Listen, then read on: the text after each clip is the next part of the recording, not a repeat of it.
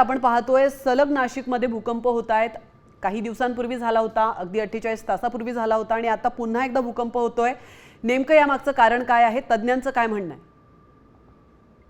मागच्या महिन्यापासून नाशिक जिल्ह्यामध्ये सातत्याने भूकंपाचे धक्के जाणवत आहेत। भूगर्भातल्या ज्या हालचाली आहेत त्यामुळे हे धक्के जाणवत असल्याचं तज्ञांचं म्हणणं आहे।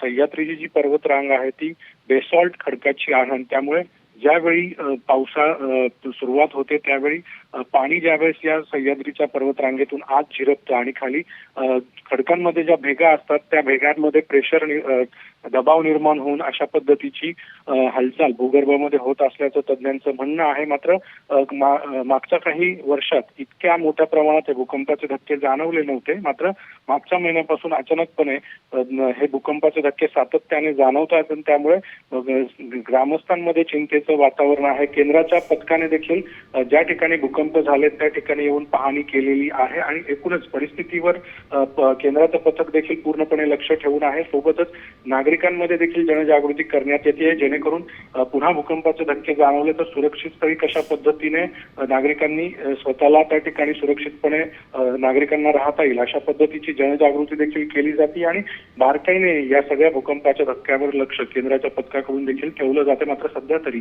ग्रामस्थांमध्ये प्रचंड भीती आणि चिंतेचं वातावरण सध्या बघायला मिळत आहे। नक्कीच, धन्यवाद अभिजित, तुम्ही दिलेल्या महत्त्वपूर्ण माहितीबद्दल।